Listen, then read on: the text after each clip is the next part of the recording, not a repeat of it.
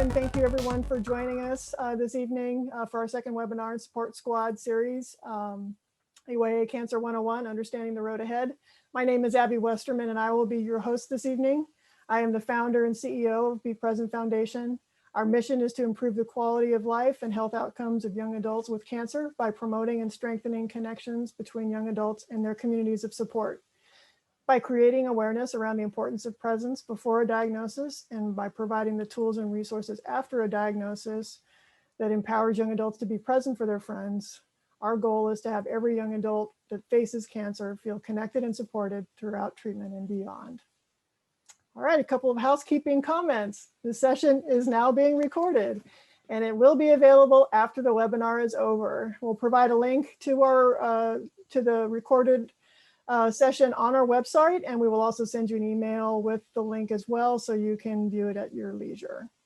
If you have any questions at any time during this event, we welcome you to enter those questions into the Q&A, and we will happily tackle them either during the session or certainly at the end. We have allowed time at the end to go ahead and cover those questions. All right, so I am super excited to have with me today three amazing panelists sharing their unique thoughts and experiences as survivors, supporters, health professionals, AYA cancer advocates, and nonprofit professionals. Each of them checks at least one or two boxes, if not more. And I will let each of the panelists briefly introduce themselves to do justice for who they are and what they represent. So we'll start with you, Hernan. Go ahead and take it away and tell us a little bit about yourself.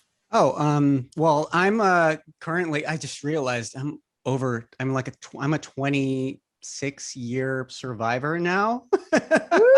Freaks me out sometimes. Awesome. But yeah, now, you know, I'm a filmmaker. And cancer really made me a filmmaker. I'm like, you know, that's where I come from. And that kind of drives everything I do and make. That's what, you know, my experience in that world is what made me want to tell the stories that I do tell. And so, you know, I met Abby here when I was doing a whole festival year for Cancer Rebellion, which is my recent documentary, in which I interviewed, thank you. I interviewed 100 people from every state in the union.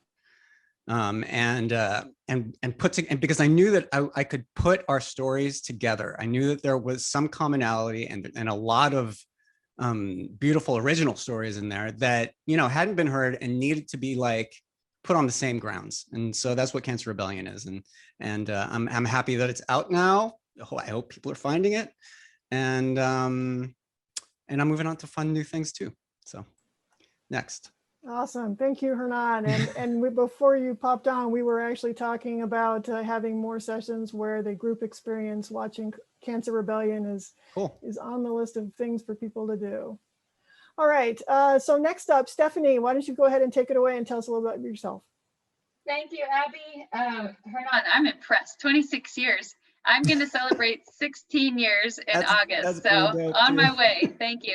I had leukemia back in 2005. I celebrated my 20th birthday 2 weeks after. So before diagnosis, I wanted to be a pharmacist, and that just wasn't happening with chemo brain when I went back to school. So I really was an open book sharing my story and got my bachelor's and master's degree in social work. And here I am today, the executive director and founder of Young Adult Survivors United. So it's truly an honor to be here with all of you tonight. Thank you. Thanks, Stephanie, and I really appreciate having you. And certainly last but not least, Kayla Fulginiti. Thanks, Abby. My name is Kayla. I'm the current director of programs for the Dear Jack Foundation. We are a nonprofit that provides impactful programming, supportive programming to young adults diagnosed with cancer throughout the country. I am also a licensed clinical social worker, and prior to this job at Dear Jack, I spent over 10 years doing basically bedside hospital clinical social work in oncology hospitals with a specialization in young adults. So they are always near and dear to my heart, this community, and I am very honored to be here with everyone. Wonderful. Thank you so much, everybody. And like I say, I'm just really honored and appreciative of your time tonight and looking forward to the conversation. So with that, let's go ahead and get started. So for our audience, whether you're hearing for the cancer news for the first time, or you're in the middle of a cancer experience, or you're figuring out what the next step is after treatment is over, we hope this webinar helps answer the questions you have about the cancer experience. And specifically, we talked to the supporters, but I really feel like there's information in this conversation for everybody to be more empathic about, each other's experiences. And so we welcome everybody that has joined us tonight, regardless of your background or experience. We're just honored to have you here. We also hope that the webinar tonight opens the doors to conversations you may be struggling with having with your friend. And that ultimately, by having those conversations, that you're able to achieve stronger connections between you and your friend or loved one. So this webinar, again, AYA Cancer 101, The Road Ahead, we're going to break it out into a couple of different areas. And again, we felt like it really told the story in a way that really cuts across the themes that a lot of people experience, because everybody's unique cancer experience is defined by their own diagnosis, their physiology, all kinds of different things that impact that experience. But we definitely see common themes across. And so we're going to talk about it in that context. But before we do that, we wanted to lay the foundation and talk a little bit about some of the basics that you may or may not, if you've never been exposed to cancer before. I think we all feel like it's a steep learning curve when the diagnosis happens. And so the purpose tonight is really just to expose you to some of the terminology. It's not intended to be an exhaustive lesson on cancer, but really to help you understand when a diagnosis happens and you have some of the information about what that diagnosis is, to really understand in a little better context what it really means for your friends that are having to go through treatment with their cancer diagnosis. So that's what we're going to start with. And then, like I said, we're going to walk through the cancer experience together. And again, what do I mean by that? Just really talking about the experience in terms of phases and those unique AYA challenges, as well as physical, mental, and emotional changes that happen during each of those phases. And we'll talk a little bit more about that when we get into that section. And then finally, to wrap everything up before the question and answer, we're going to talk about just what are some next steps that you, as a friend of someone that's been diagnosed, what steps can you take to define your path forward that's authentic to your relationship and your friend's support needs. And so with that, we're going to go ahead and kick off the first conversation, which is breaking down the basics. And to help us with that, I welcome Kayla to go ahead and talk through the slides. So just give me a second here and we'll get that started.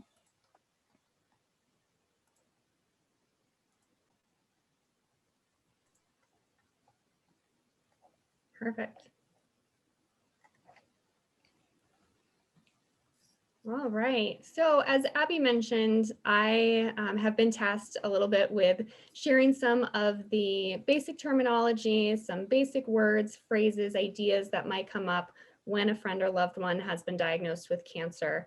Also, as she mentioned, this is in no way an exhaustive educational presentation on cancer and all of its outliers and everything that it could possibly be, but it's really meant as a baseline. So I wanted to start off with some resources of places you can go when you are looking for additional information.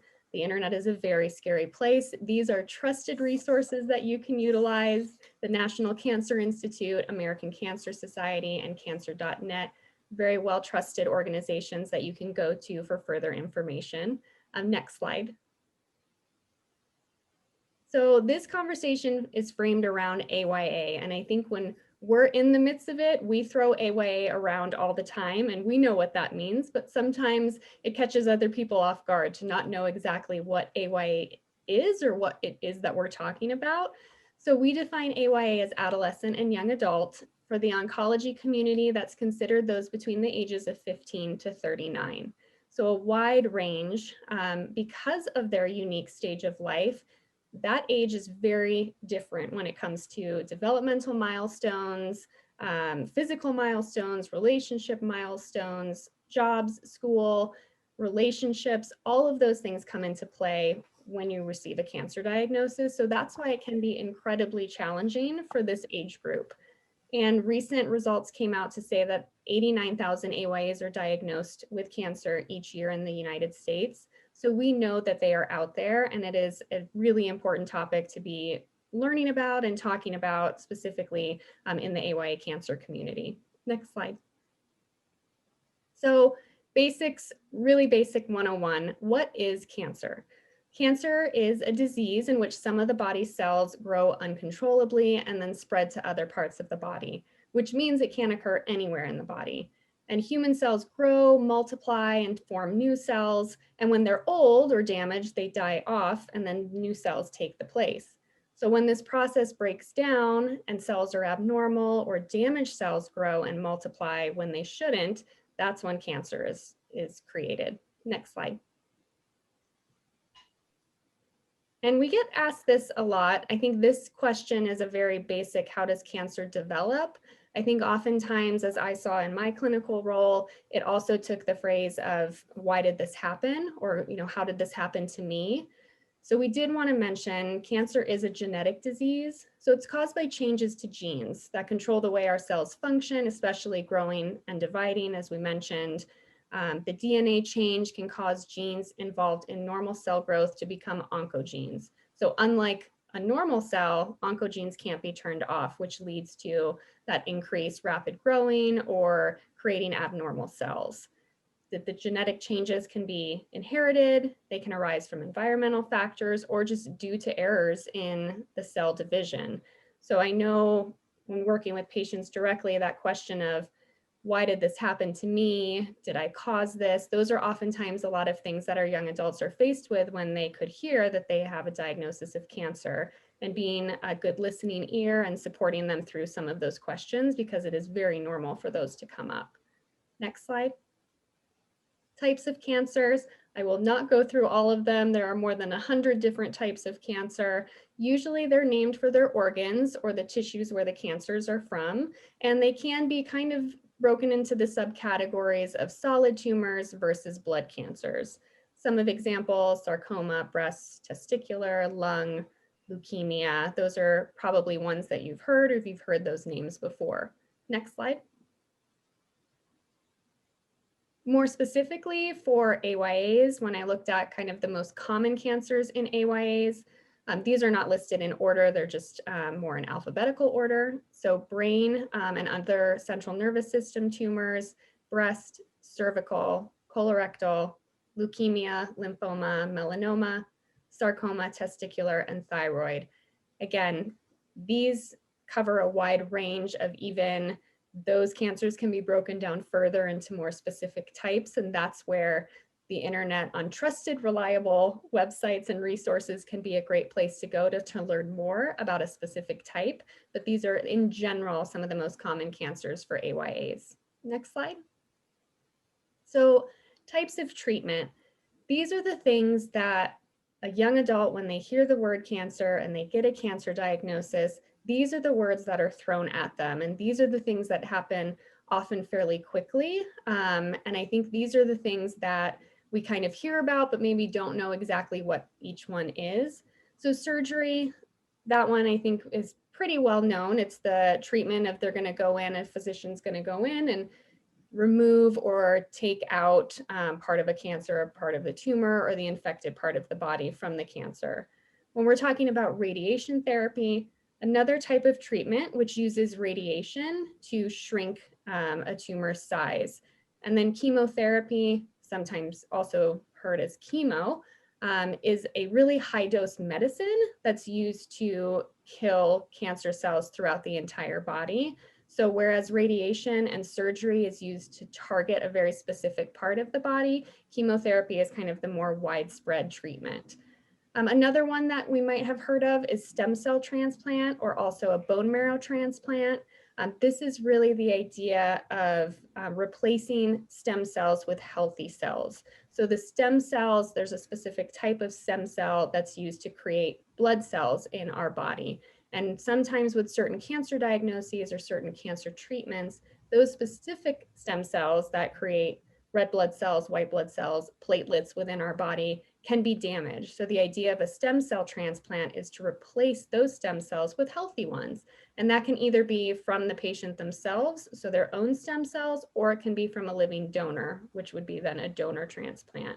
Immunotherapy looks at using someone's immune system to kind of ward off or fight or reduce a cancer risk or incidence. And then hormone therapy is using hormonal therapy treatments to target specific types of cancer that grow based on hormones. So things like breast cancer or prostate cancer. Next slide. Side effects.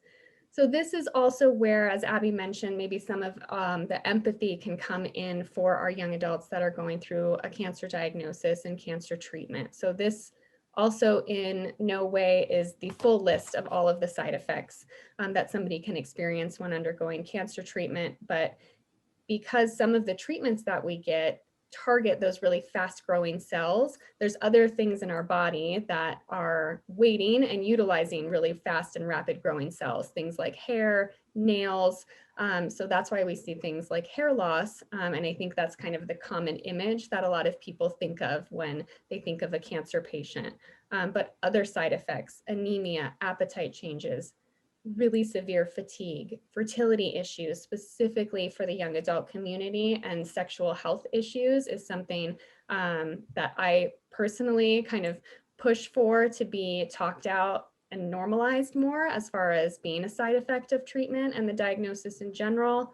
Hair loss, I mentioned, pain, skin and nail changes, sleep problems, so many things. And these are all going to be individual to your friend or your loved one or the patient and the types of treatment that they're receiving. So these are one of those things where you might have to kind of trust the patient and learn and ask questions about what they might be experiencing, because again, this is going to be incredibly unique to that individual. Next slide. The other thing that they get thrown upon them is just a gamut of people. There are so many people involved in cancer care, and your friend, the loved one, patient will see so many different people when it comes to their complex requirements and things that they might need. So even this list is not exhaustive of the people that could be involved in somebody's cancer care. Medical oncologists, surgical oncologists, radiation oncologists, those are the physicians that are guiding the treatment that they're receiving. But they could have a whole host of other support care people that might be involved. Rehabilitation therapists, social workers, psychologists, child life specialists, palliative care, chaplains. All of these people are involved to try and help the patient, the family, their caregivers, their loved ones go through the journey as best they can and help them cope and support them in any way possible. So if you were to visit your loved one in the hospital, you might see lots of people coming in and out. Nurses are always amazing and there. So just also something to consider. Not only are they forced into this new world with all these new terms and new words, but they're also forced into just new people and people that they need to trust and understand and feel like they're being heard with the host of individuals that are coming in and out of their rooms. Next slide. So this is really the bulk of where we will be spending most of our time for this conversation and this webinar. So AYA, Young Adult Life Disrupted. So this, again, even can't capture all of the issues that come up specifically for young adults diagnosed with cancer. There's body image issues, emotions, trust in the healthcare system. For many young adults, this might be their first experience in a healthcare system. It might be the first time that they've been sick. It might be the first time they've been in a hospital or needed an ER. We were talking briefly earlier about this might also be the first time that they are thinking about their mortality, because that comes up with a cancer diagnosis. Also, because of where young adults are in their life, they've got careers or education to think about that's been abruptly stopped. They've got financial concerns, family planning, fertility, relationships with their friends and peers. What does all of that look like when you get diagnosed with cancer? And I've heard from so many patients that I've been privileged to walk along with that there's a huge halt in their life, and it feels like others are moving forward and doing all of the things that they're supposed to be doing as a young adult, and they're stuck, they're frozen.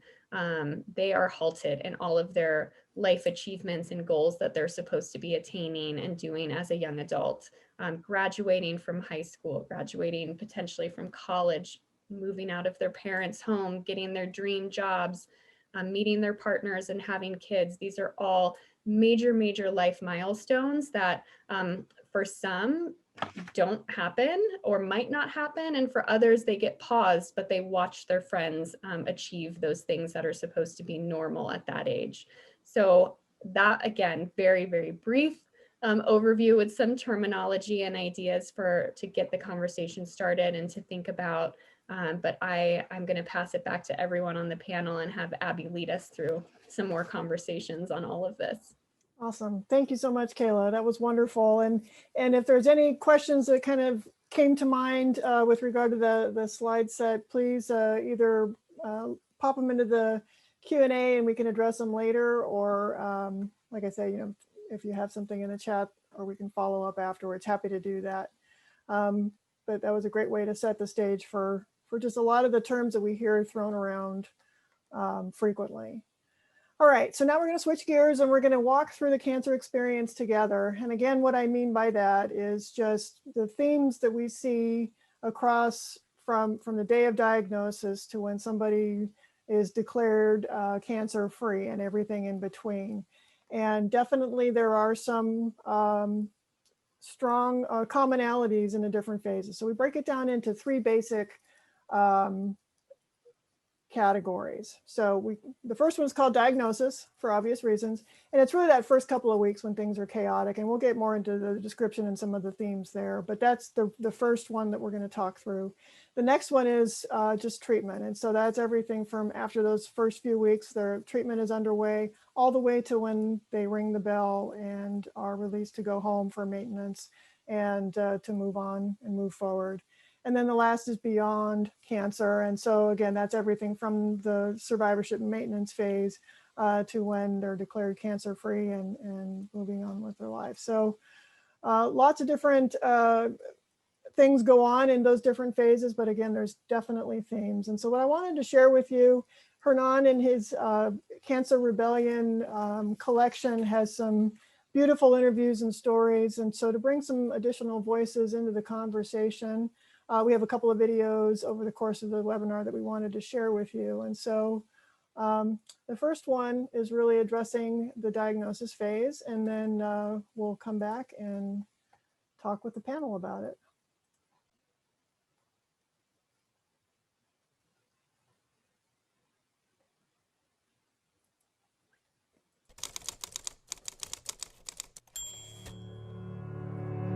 Getting diagnosed and hearing the word cancer is just the biggest rocking to the boat that somebody can get, and it's terrifying, and it brings this huge unknown. The hardest part was staying in the hospital by myself that night and not knowing what was wrong with me.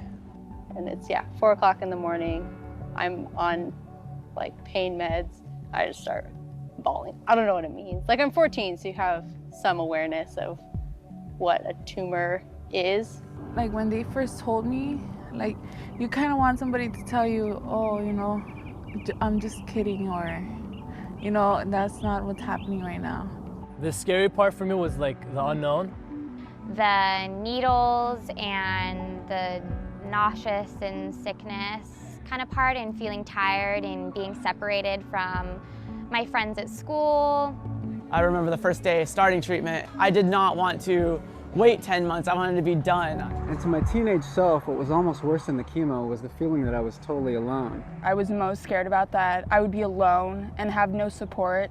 I didn't know anybody else that had gone through it. I didn't know anybody else that was going through it or understood what I was going to go through, and I didn't feel like I had anybody else that I could reach out to. And so this feeling of loneliness and isolation, and knowing that maybe there's a possibility that I wouldn't make it through the next 6 months or year, it's very hard on a teenage girl or any person.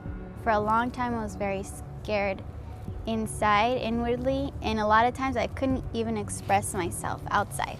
I mean, I knew it was something that I could really just get lost in terms of fear, but I think it was my parents' reaction, just seeing them take on that fear right away, and just wanting to show them that there was nothing to fear, you know, that fear would probably just be a roadblock.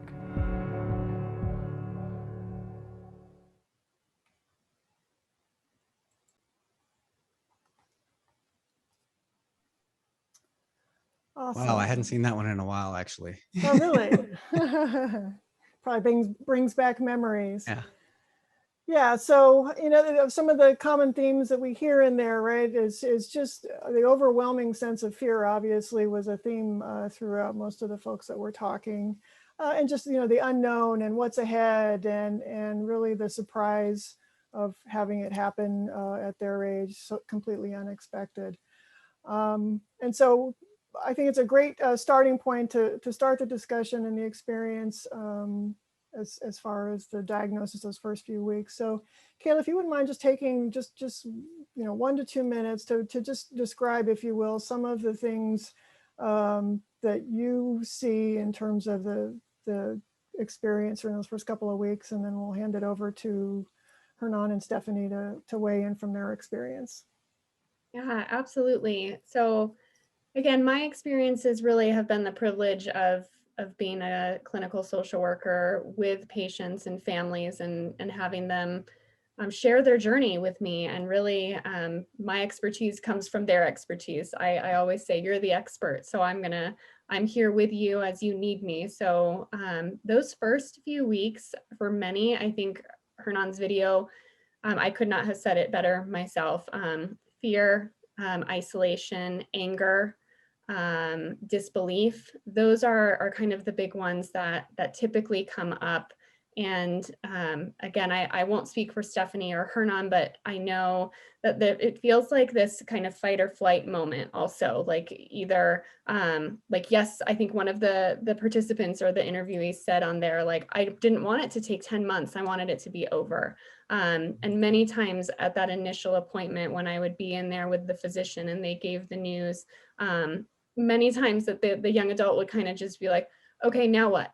Next, like, tell me what I need to do, when I'm going to do it, because it was kind of this moment of like, okay, let's make it happen. It needs to happen now, and let's do it. Family and friends in those first few weeks, also, I think those very same emotions, fear, disbelief, anger, a lot of wonder, as I mentioned, how did this happen? How could this happen to somebody so young?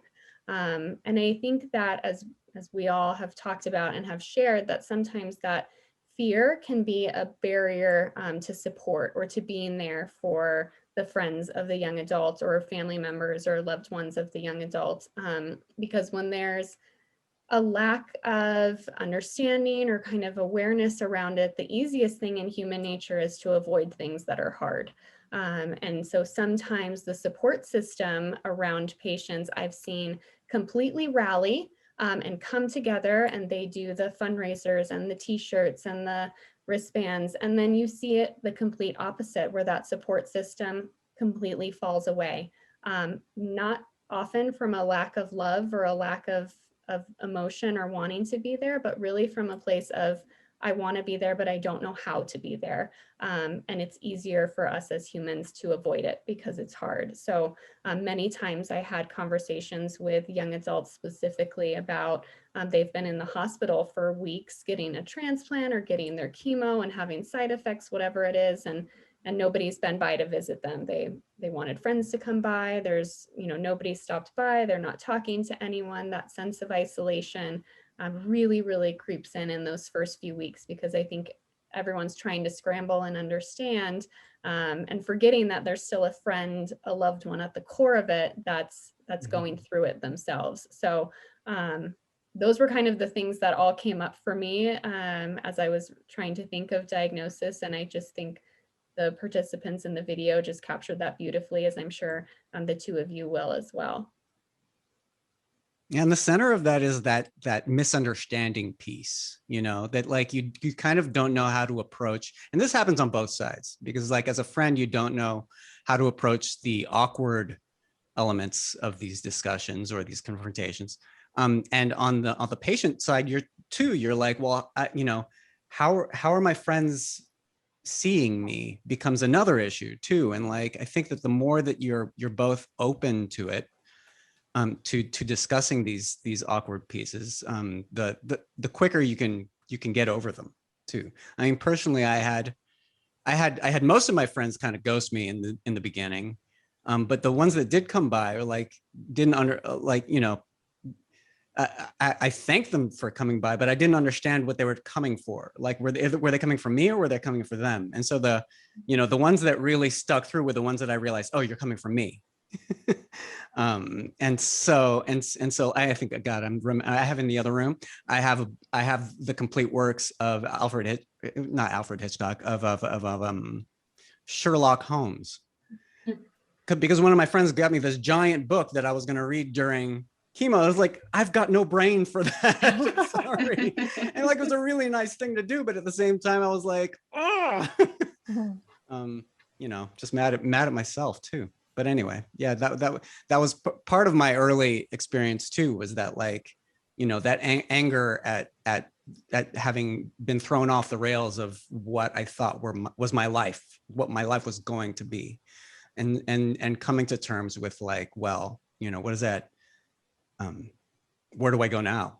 And once you realize that, like, the only thing you can do is just like accept, you know,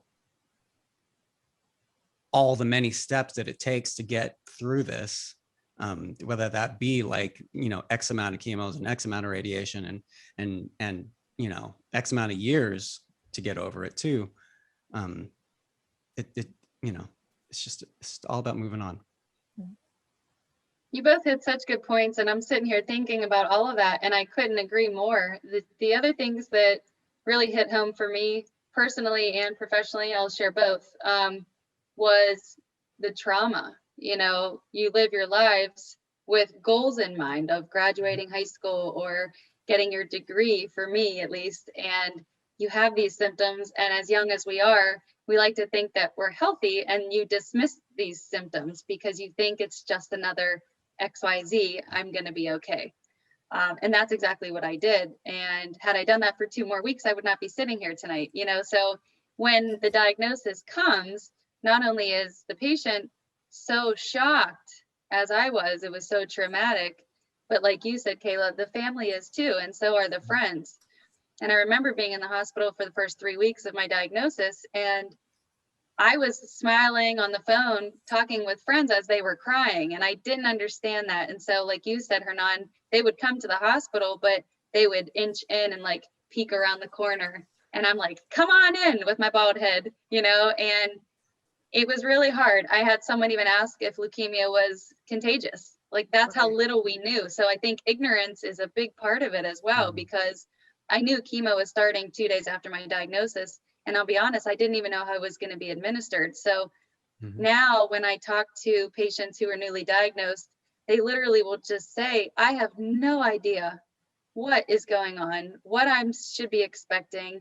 I have no idea how to figure out either my job situation, am I going to be able to work?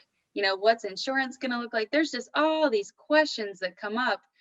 And then you have the supporters, like you both said, they're all coming on wanting to help, but no one has a clue how to do that. So I think it's so important in the beginning for everyone to know. And I had to deal with this personally with someone very close to me over the past year, is tell them that you want to look at the end game, you want to look at the goal, you want to look at being done with all of this, and you just can't, because as you both know, and we all know here, things change. So I remember thinking that my treatment was a 2-year protocol, and I wanted to know what's going to happen a year from now. And I'm glad I didn't. And I'm glad they didn't give me that advice because we had to take it one treatment at a time. And that's, I think, something so important to know is as it's been said, is one step at a time, one day at a time, one breath at a time sometimes. And that's okay. I think that's what we always have to come back to. And that's okay. Yeah, I mean, I echo everything everyone said tonight. This was great. I'm gonna throw a random question at you, at the two of you, Stephanie and Hernan. Was there any thought process around kind of who or when you would disclose to your friends or maybe not your immediate family about your diagnosis or what you were going to be going through? Like, do you remember having any thoughts around sharing that information or not wanting to share that information? So personally, I have a weird beginning to the whole thing. So like, I was about a week into the whole thing, and obviously pure chaos, of everything unraveling. When I went through like not the bone marrow aspiration, but the spinal tap, right? Mm-hmm. At which point I was in a dissociative state for about a month, right? So I didn't get to tell anybody. I was about to tell people, and then I woke up from that after a month, having weird memories of like a few people coming by to see me. At which point I was like gaga, and everybody knowing, absolutely everybody knowing. So it was it was really my parents that told everybody. And I had, and then on the tail end, like picking up, like, okay, well, what did you guys tell them? And what do I have to pick up the slack on? So sorry, I don't have a lot to unless that is my story. And I did. That was it. Okay. I'll tell you from a personal standpoint. I mean, I, again, was basically 20 when I was diagnosed, but this was also in 2005. So life was a little bit different. And what I mean by that is social media. Yeah. Facebook was just starting out in colleges, and the way you communicated, I wonder if I even had a cell phone then. I can't even tell you right now, but I think I did. But I was pretty much an open book from the beginning. I don't know why. I can't tell you today why I chose that. I think I relied on my family to leave it up to them to share with whoever they wanted to. And I think the reason would be is if we can get more people supporting, if we can get them more support too, then that was even better. Now, if you fast forward to today's world, I think it's going to be a little bit different. And I support the people who say, I just can't disclose it, at least not yet, because there is that fear of they don't know if they want their employers to know, right? And if it gets on social media, then there's a risk for that. Sometimes it's just overwhelming when the word gets out and everyone's posting and commenting and sharing. It just sometimes gets too much. So I can tell you that for me, even though I was an open book and I shared it, there were days when I told my family, like, I just can't take one more call, or like, I just can't answer one more text, and that's okay. So I don't know that there's a right or wrong way, but I do think eventually when you can open up and disclose, not only are you giving hope to others, but you're likely to connect with people more, in that space, like tonight. You're more likely to get access to the resources that can then further help you. We talk about like joining your herd and finding your community.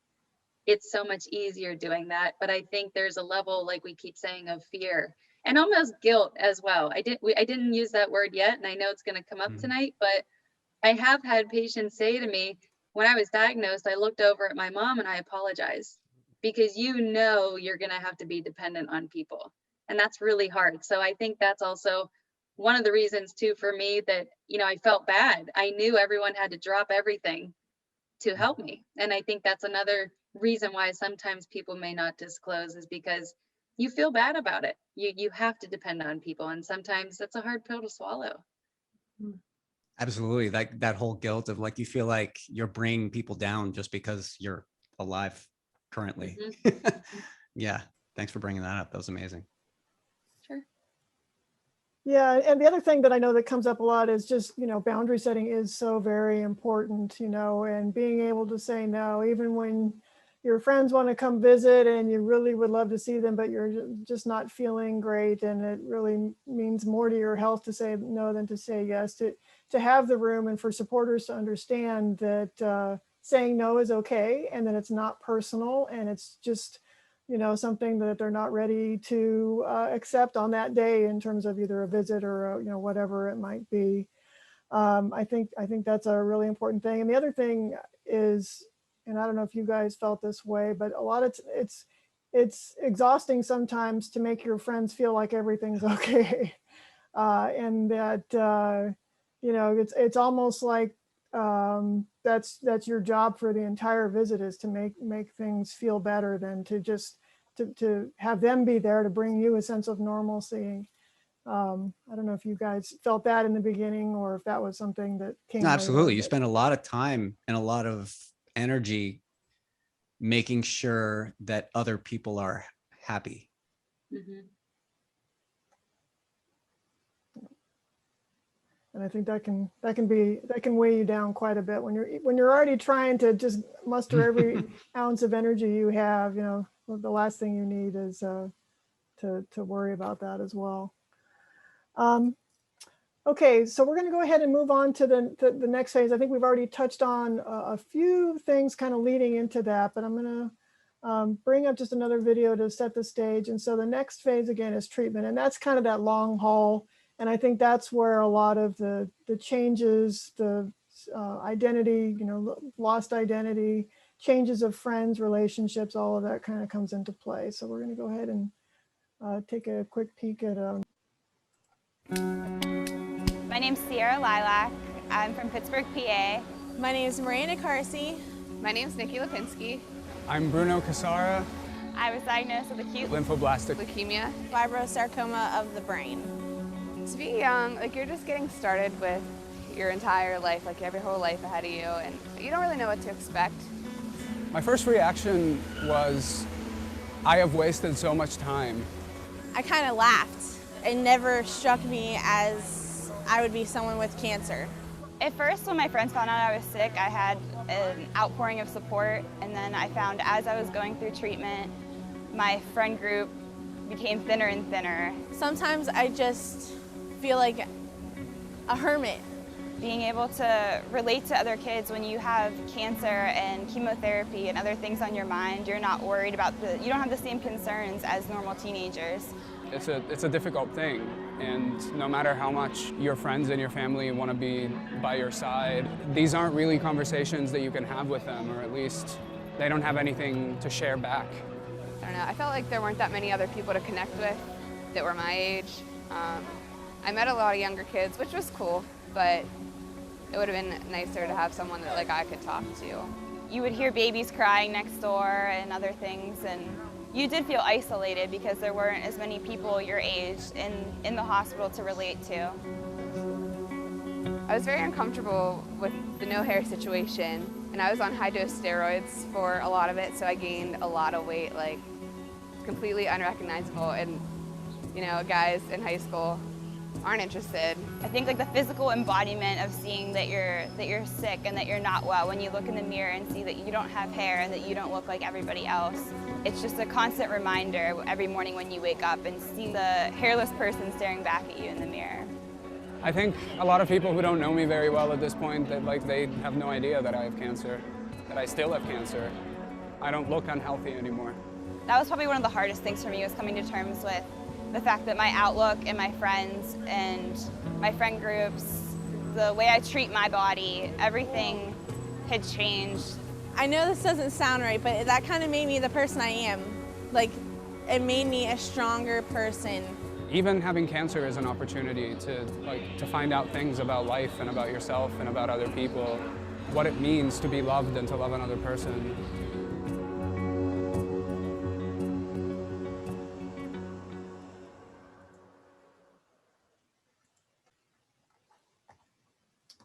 Yeah, so in that video, you know, we hear a lot of the, like I say, the longer term things that are now coming up, right? There's the physical changes, the sense of lost identity, like they don't know who that person is in the pictures that they take a look at with all of their friends. that there's a strong feeling of disconnection and isolation, a stronger desire for normalcy, and regaining control. And because it's a long haul, it's just, there's a lot of time where the friend group that's not showing up anymore, you're spent kind of on your own, sort of figuring things out, and you don't see anybody else in the hospital that looks like you or that you can connect with. And so it's a real struggle, I think, in terms of emotional health, mental health, and that combined with all the physical side effects and everything that's already being imposed because of the treatments and stuff, that it really makes it for a difficult situation. Kayla, did you want to add anything to that? Yeah, I think that was summed up beautifully. And the video always does such a great job. And I always remember I had one patient, a young lady, who talked a lot about the difference between kind of those initial weeks and the treatment weeks. And those initial weeks, like kind of like the tortoise and the hare, those initial weeks felt like the hare, like she was running, like, I've got to get this, I have to do this. The logistics of getting started, as Stephanie, you kind of touched on, are exhausting. Like, do I take a college break? Do I take a work break? What's my insurance? Where's my income? Who am I living with?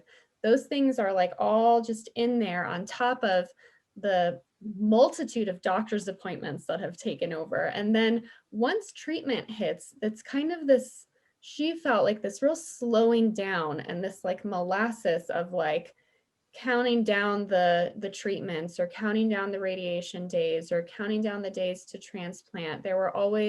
She felt like there were always things that she was counting down towards to get through it and get past it. And she felt like that, as we all have heard, like that became her new normal, was the doctor, the hospital, the nurses became her friends.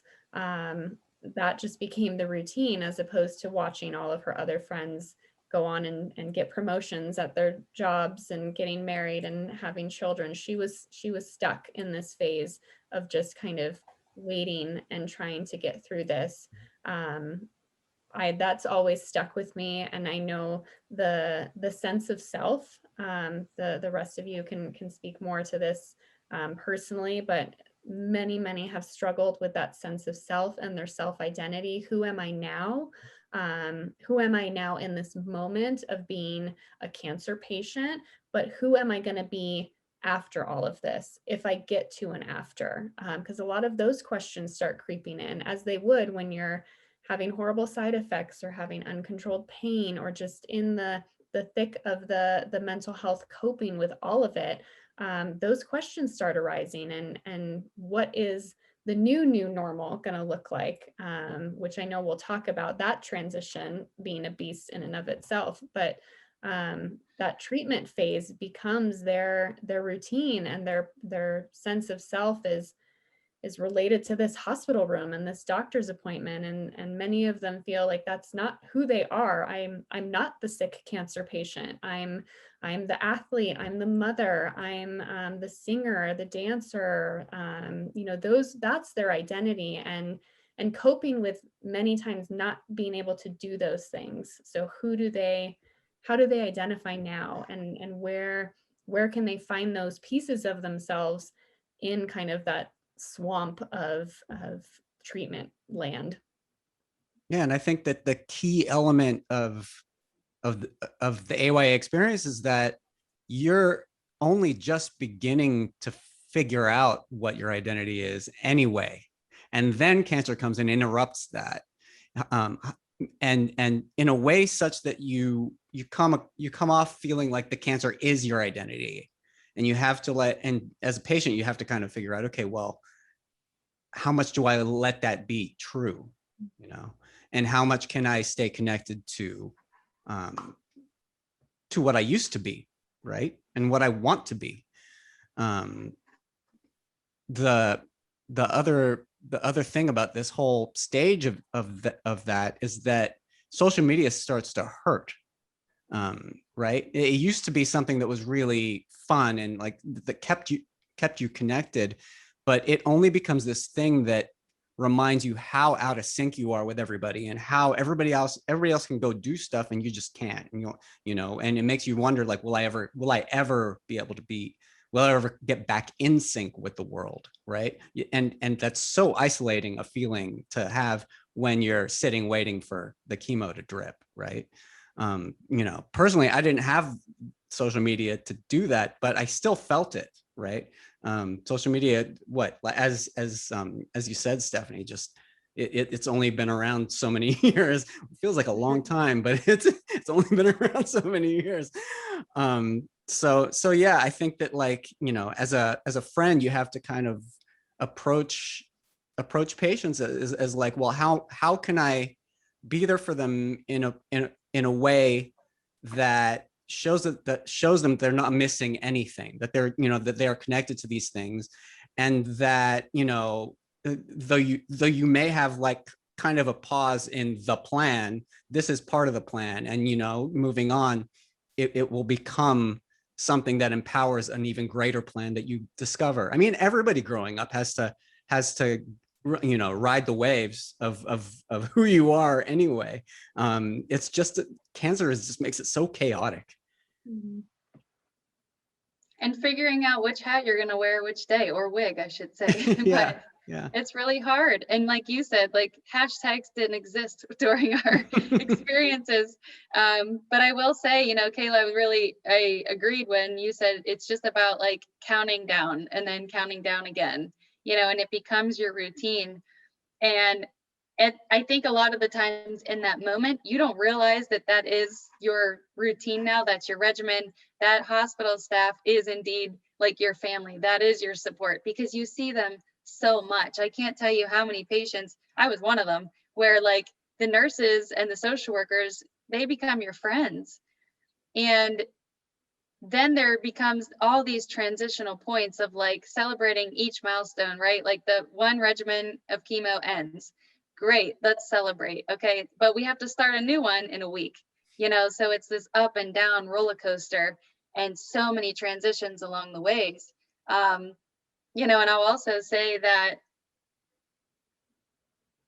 it's a time when I think you just get laser focused, because like the initial shock is over. You now have to get ready to beat this, and even the bell didn't exist, right, Hernan? Like I rang nothing, but it's an emotional time. Like when I was discharged from the hospital initially, I cried my eyes out, and I remember talking to my brother, and he's like, "What's wrong? Like, this is a great thing." And I was like, I just couldn't, you just don't believe that these things are really happening, right? In that very moment, you think, I'm going to be stuck in this hospital forever. I'm never going to get back to college. I'm never going to get my degree. I'm never going to be XYZ. And your mind just down spirals in all those ways. And so for anyone listening, if they can just focus on one treatment at a time, like you said, Kayla, and get through it step by step. And if friends or supporters, I should say, look at the patients and remember, it's not always about how are you feeling today, every day. That gets exhausting. And remember that we are people outside of cancer. I gave a presentation a couple of days ago, and I said, remember, you are not cancer. But at that moment, when you're in the trenches of all of it, you feel like that's it. That's who I am, and you're not. And I even have a close friend, and we were friends before her diagnosis, and I did that. I kept asking, how are you? How can I help you? I want to be here for you. And she said, just put me as your friend first, then treat me as a group member second. And it was great that she even reminded me of that, because we forget, because so much is happening. All you want to do is help them, which means well, but you have to remember that they do have hobbies and they do have favorite things that they like to do. And there are things that can take their mind off of it and distract them. So I do think all of those things are so important, especially when you're going through treatment. Those are just the things that are on the forefront of my mind tonight. Mm-hmm. Like at the core of all of it, that person, that friend is still there. Mm-hmm. They look different. Yeah. They feel different. They're going through internally a lot of their own processes, but that friend, that person, that core is still in there. And if you used to joke about crappy TV shows, joke about crappy TV shows. Like that doesn't go away and can sometimes be greatly appreciated. Like you said, Stephanie, that I mean, I was in the habit of it too, walking into a patient's room and being like, hey, how are you? Crappy. Yeah. Okay. Yeah. That was Right. sorry. Yes. A horrible question. I know. But like that same idea of like, they're still there. And part of that just showing up and being the same friend, maybe in a different environment, but providing that normalcy of the same things you used to do, and maybe not walking on eggshells or being afraid to ask questions about their experience. If they're open to it, are all things that are okay, but still being that friend, I feel like, and having that relationship and that distraction opportunity for them. And even going back to boundaries, like you said, Abby, I mean, parents can be very, and I'm going to use the term overbearing, but in a loving way. You know, parents love, that's all they want to do. But as young adults and adolescents, sometimes we need some space. Like my dad took me to every single appointment and chemo appointment. Like he sat next to me day and night, and I appreciated it. Like my parents would rotate, but there got a time when I was like, I feel ready to drive myself to, you know, to my appointment. And it was a hard thing to say to someone who just cares about you so incredibly much, but it is a milestone, you know, and it is a monumental moment. And looking back, that was the best decision and conversation that I had at that time. But it is a hard one, especially with parents that I see and support. Yeah, and that's an excellent point. And I know that even with my daughter Kirsten, that was something that we didn't recognize it at first, but I think over time, and she was actually really good about communicating that, is that, look, when my friends are here, I don't need you hanging around. And so we would always leave and then just have her, you know, text us when they were done with their visit or whatever. But really allowing them to stay in the driver's seat. They're the adult, it's their body. Yes, there may not be the experience base there, but giving them the space to make the decisions and helping and, you know, provide answering the questions or whatever, but don't be the one that's in the driver's seat telling them what to do, because at the end of the day, they're the ones that have to live with it, whatever decisions were made. And I had a couple of speed bumps along the way in my experience that I really regretted with my daughter, where, you know, I told her to go to the emergency room, and, you know, of course her temperature went down before she needed to be checked in, but she was already checked in, and then there she was in the hospital for whatever, you know. So it's very hard as parents, because you do love them. They're your child, they'll always be your child, but there is also the adult that's in the room that wants to be the adult, and making that room is just a really important part of it. I totally agree. Giving them that control is really important too, like, because it's any amount of control in a situation that's out of control, it feels good. It's like those are the moments that you feel like, oh man, I'm doing this. Like, I'm gonna be okay. I can do this. Yeah, exactly. Yeah, it's the little milestones for sure. Yeah, and I think to the other point about just being authentic to the relationship, I think a lot of people really struggle with providing support because they think they have to do something that's unnatural to who they are as a friend, right? Oh, I don't know. I don't want to go visit him because that's not usually what we do, you know, is I'm not the supporter that's always, you know, the cheerleader. I'm the one that makes them laugh. Well, be the one that goes in and makes them laugh, right? Or if you're not the one that's cooking the casseroles, okay, well, that's because the most important thing is to do the things that you will keep doing because they feel natural and authentic to your relationship. I mean, that's it's such a simple concept, but I think, again, it's hard sometimes for people to realize that it really is that simple. It may be hard to implement sometimes, but it's really that simple. You know, don't change who you are or what you're doing with them because of a diagnosis. Okay, so now we're going to switch gears for the last phase, and this one is really a one that I think a lot of people have misconceptions about from the support network, which is always so unfortunate. So I'm looking forward to sharing with you guys on this, but before we do that, we'll have one more video here to kind of set the stage.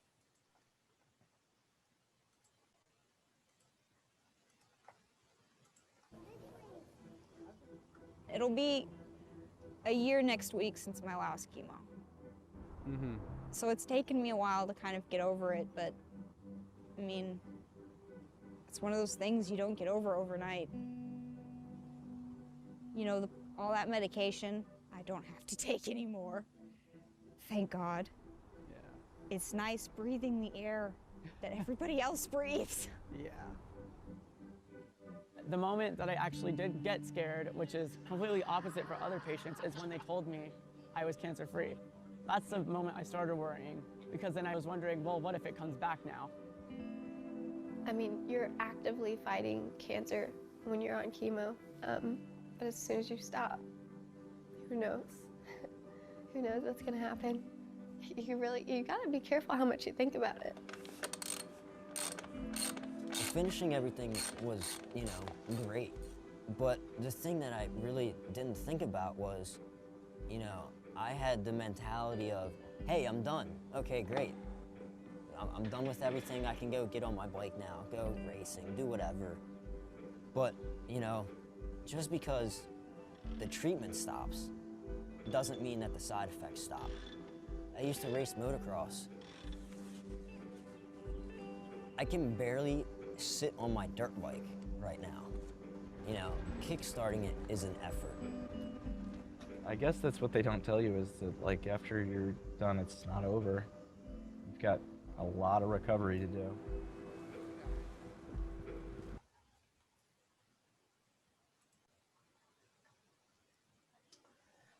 Yeah, so this is a tough one, you know, as they ring the bell or before they even rang the bell, and when you walk out the door with that declaration that you're done, and now it's, you know, more of an interim maintenance program that you have to follow up on. I think everybody has the misunderstanding that it means you're cured, cancer-free, and can go back to everything that you did beforehand the next day. And I think it's sort of an interesting dance, and a lot of people, supporters, just don't realize that. And I think it really makes it hard for the person that's really trying to get back on their feet and still feel supported. So Kayla, why don't you talk just a little bit about some of the things, because now the job of the hospital or the care center is kind of on a longer term, slower effort. What are some of the things that you noticed in the transition to survivorship? How long do we have? Yeah. This is, like I said before, like this is a beast. I feel like that isn't exactly like you said, Abby, not as focused on, because there's so much celebration, rightfully so, around fighting for their life and getting through a treatment. But everyone's so excited and happy about that, and you did it. You've checked off the last box. And I think from the medical side of things, that can be a bit of a disservice with that too. We inundate a patient and their support system with support, and we'll walk you through this, we'll hold your hand, we'll get you through this entire thing, and then ring the bell and see you later. We've got a survivorship clinic that we'll see you once a year.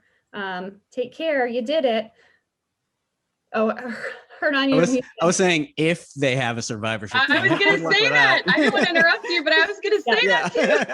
That's very true. That's totally true. The other thing that kind of comes to mind is that, and I'll speak kind of in generalities here, that, you know, the physical effects of survivorship can maybe be a little bit more at the forefront. Like somebody is still struggling with side effects for treatment. They might be tired. They might still not have their hair. They might not have an appetite. Like some of the physical things I think can be a little bit more upfront, but often the mental components of survivorship is really the thing that amps up. Sometimes for patients that I've talked to, that's the first time they've even thought about how to cope with what happened to them. The trauma they've experienced, not only from a physical perspective of the things that have been done to their body, the mental trauma of everything they've been through, the questions they've had to ask themselves, the thoughts that they've had late at night, and the questions and the wondering, that all creeps in after the fighting part, is kind of over in a sense from what everyone around them is saying. Oh, you got through it, you're good, you're done, get back to life, let's go. But for many, that's the first time that there's a pause on it, and there's this moment of like, oh my, what just happened to me, and how do I process that now? Including, how do I cope with physical side effects or things that are different now? Who am I now? Kind of some of those things that happened in treatment. But really, the thing that always comes to mind for me is the mental health side of the trauma and the processing and the coping of everything they went through. And sometimes that's the first time it's really kind of hit people in the face with that. And it's not often the thing that's seen. People can see physical, people can't see what's going on inside. Mm-hmm. Mm-hmm. And you're kind of running so hard during the treatment phase that there's a kind of a need to keep running. You just run, you start to want to run, or at least I did. You want to run away from the experience. And it's so hard that you end up not addressing the things that you needed to address, knowing full well. I mean, like, I knew full well that I should be thinking about, well, what is PTSD, blah, blah, blah. And if I had known a little more about what to deal with in the post-cancer phase, maybe I wouldn't have gone through that decade of craziness, depression, it's just that, like, again, trying to find the tracks again after being off them for so long is a pretty hard task. I had to go through what I had to go through, and I think that everybody just kind of finds their way back, in their own way.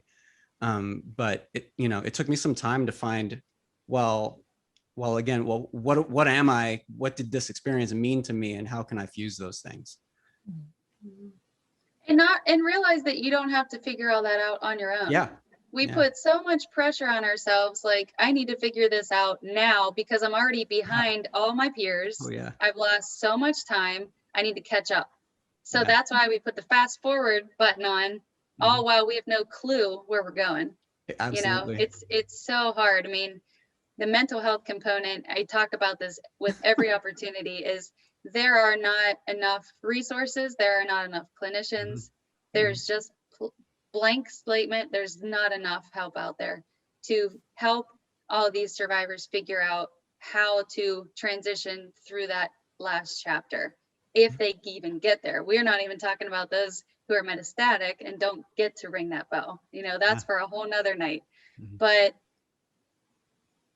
even the financial piece, like the financial toxicity of it, having to constantly get on payment plans and figure that out when the job just isn't the same because they can't keep up yet. Meanwhile, everyone is saying, like you said, Kay, like, you're done, you're great, now get on back to work, get on back to your life.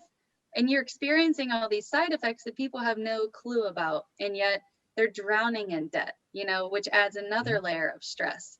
And then finding your identity, meaning your purpose. Like, I struggled with that. About 3 years out, I was done with everything, and I was this survivor. I was celebrating, but I was like, now getting my social work degree, and I'll never forget, my first supervisor in my internship said, "It is unprofessional to disclose that you've had cancer." And I was like, okay.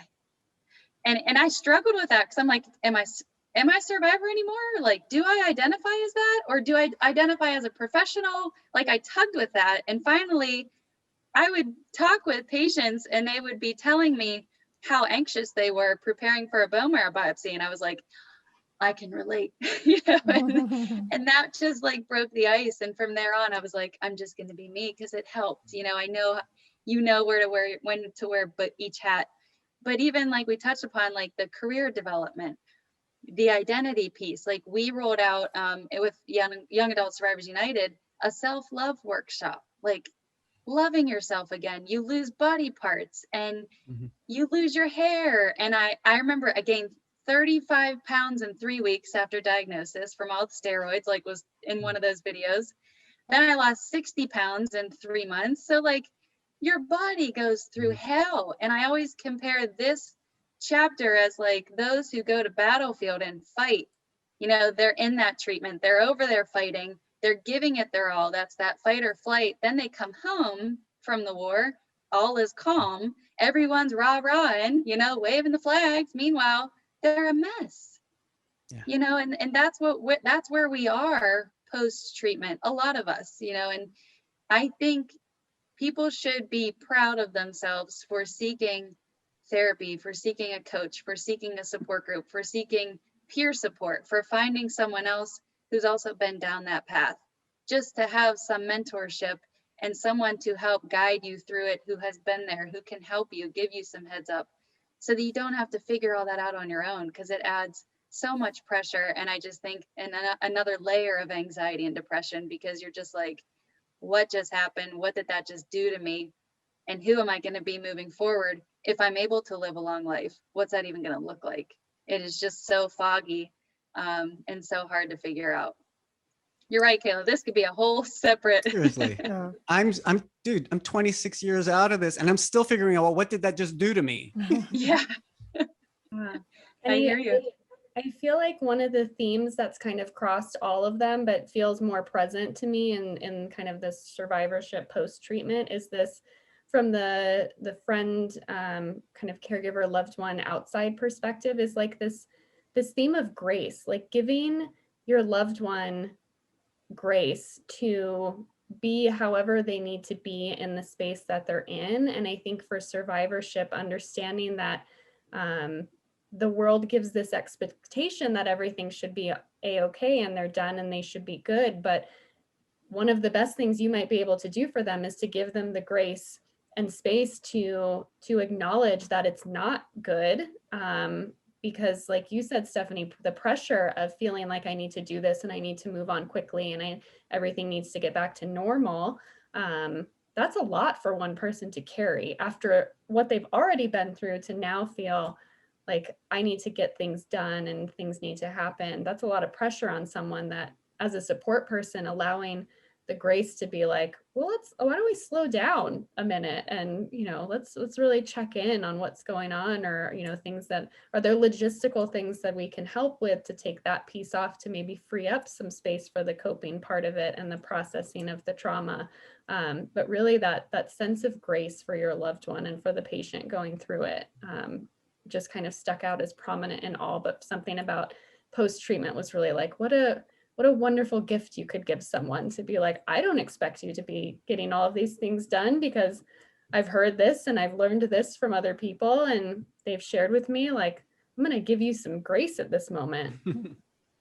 Well, I almost wish when they do like chemo teaching, they should do like a discharge, like after the bell, they should have a meeting. Like, let's sit down and let's just like, not prepare you, but you know what I mean? Instead of like ring the bell and out the door. There needs to be some an intervention part to the bell, ringing the bell is what you're saying. Yeah. Right. Yeah. Ring it and then you're whisked off to a room to be like, well, let me tell you what's really going to happen here. That's awesome. That's awesome. Like you talked about a survivorship plan, like not even present it then, but just like some transitional intervention of something needs to happen, because it's not, you know. Sorry, Abby. No, you're fine. I actually have heard people even say that the planning for survivorship should begin when the treatment begins, because waiting to the last minute, there's so many things that you just can't talk about because of just the way the health system is or whatever. But being able to have those conversations and understand what some of the expectations or things that are going to happen and what's available, while you still have the safety net of the health professionals that are around you, you know, all the time, and having access to ask questions. I remember, you know, one real simple example was, you know, you're told all these things you can't do, right? And to be careful with and cautious about. And so when you go out and try and do it the first time, like something simple like eating food that's not hospital food, you know, maybe bring in some food from outside and they can eat it while they're in the hospital, and make sure, and, you know, give them that comfort that, yeah, okay, that worked out pretty good. And but not sushi though. Yeah. Well, sorry. Yeah. Yeah. But that they still have a team there to support if something did go wrong, but then to also build a little bit of the confidence back and, you know, rebuild and then just, planning for whatever their reimagined future is. Not many people want to do the same thing they did before they were diagnosed. Yeah. And so how do they Exactly. move forward with that and to find their path? So, yeah. I agree. We could spend many hours, I'm sure. Probably whole conferences are dedicated to survivorship as well. But yeah, like year 1 to 5, year 5 to 10, year 10. Yeah. It's just like, it's different. It's all just, Yeah. it's so complicated. Yeah. And even now, I mean, just quickly, like where we're seeing the trend is, as you all know, like the teens are now young adults. The young adults who are up to 39 are now in their 40s, and they're all like, well, there's nothing for us, it's all to 39, but there are a lot of them, at least in my group, who are now 40 to 46, 47, and now they feel like they're the forgotten child that's getting no love because they are a survivor now. They're out of treatment. Yep. And we still, we support them, of course, but there just needs to be more open-mindedness when we think about that population too. So I'm just foreseeing like the trends coming up that are going to need additional support than what we're already doing. Can I sign up for that mailing list, please? Absolutely. Okay, so we're running up on about the last 10 minutes of our webinar here. And so the last topic that I wanted to cover that I talked about before was kind of bringing all of the things that we just talked about back together and to help our audience understand what next steps can they take in order to forge a support relationship with their friend and be authentic to that relationship and responsive to the needs of the diagnosis that their friend has received. So I'll let each of you just touch for a couple minutes on what your thoughts are. I mean, if you had to give advice to somebody to say, okay, here's what you really need to think about or to have a conversation about, or, whatever it might be. So I'm going to start with Hernan this time. Deer in the headlights. Yeah, what are we talking about? Sorry. Yeah, if you had to tell somebody who just found out that their friend has cancer or is just trying to figure out how they can be supportive, based on everything we've talked about tonight, and this is all about trying to reduce the fear factor by providing information and understanding of what's ahead. And so what can they now do specific to their own friendship, relationship to figure out how to be a good supporter moving forward? What is there a conversation that needs to be had? What are the things that maybe they could do? Yeah, I think it's just approaching your friend with that understanding again that like things haven't changed. There's just, sure, there's an interruption to the way you can interact. There's an now you have to go see your friend in the cancer ward of a hospital. These are not fundamental differences to your friendship. What is fundamental to your friendship? Is it the things you love? Is it the things you talk about? Is it the things you get excited about? Stick to those, because those aren't going anywhere. And from there, your friendship is just going to grow because now you get to add another layer of understanding, that, of what they're going through to that, to that hat of what defines you and me. Right. You know what I mean? So just stay in contact, because like, again, even like, as we were talking about, like, you can, there are so many off ramps to that friendship. One of them can be the diagnosis. The other one can be like when you ring the bell. And so don't take the off ramps, just stick together. That's great advice. Yeah. Stephanie, how about you? I was going to say, well said. I mean, communication is so key.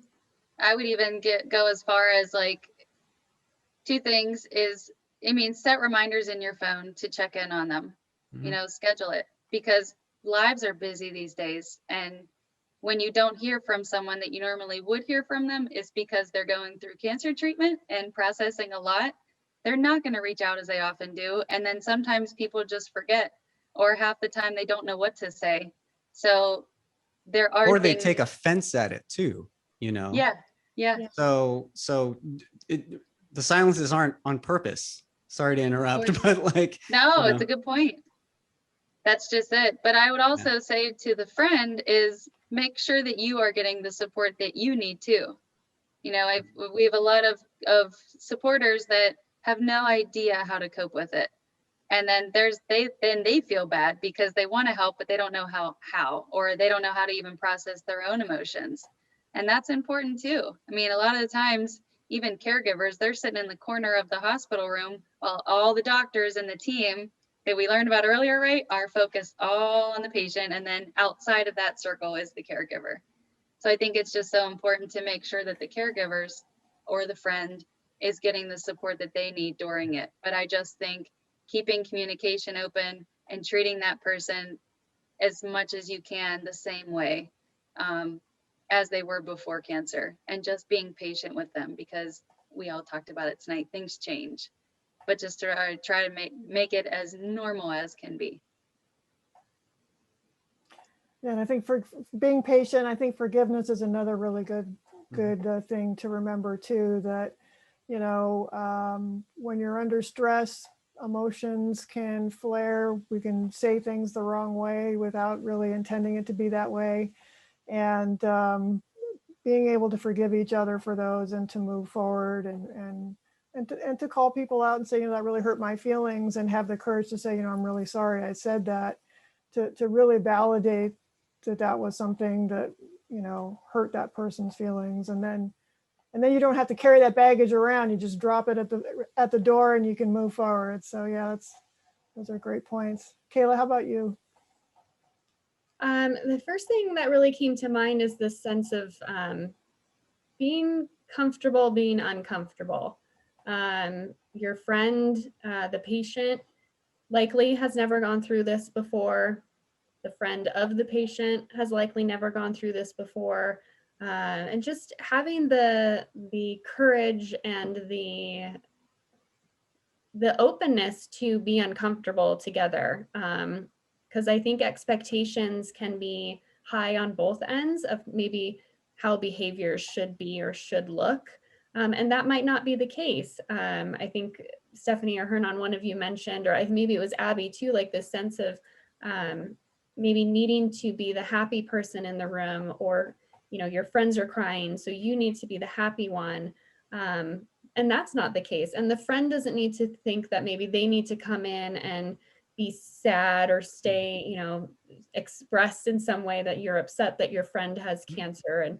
And so if you just keep all of that uncomfortableness out in the open and be comfortable that you're both not going to know what you're doing, and ask questions, and be understanding that sometimes they'll want to answer questions. And if that's who your friend is, if they say, you know, let me answer questions, or let me be the person you come and talk to about this, then that's wonderful. But they also have the option of saying they don't want to answer the questions about their treatment regimen or their side effects or anything else, and be respectful of those things too.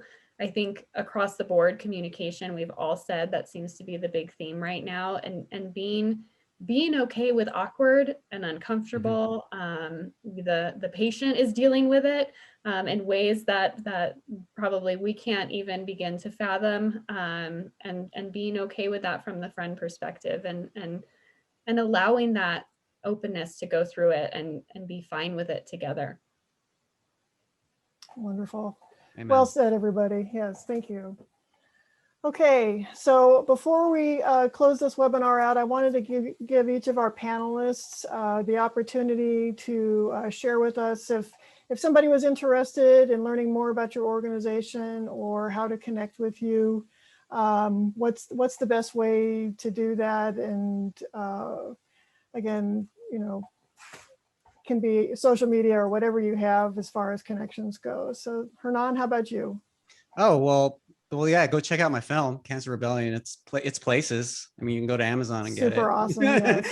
Yeah, Apple and all that other stuff. I mean, if you have a VR headset, you can see another thing I did a couple of years ago called The 100%. It's about a breast cancer survivor in New York, you know, and who's also a ballerina. True story. Awesome. And yeah, I don't know. Ask Abby if you want to holler. She's got my email. Okay. All right. Anybody that wants to talk to Hernan, I'm going to send you his email. Stephanie, how about you? Our website is www.yasurvivors.org. Everything's on there. My phone number, my email address, it's all on there. I'll even put it in the chat too, if that would help.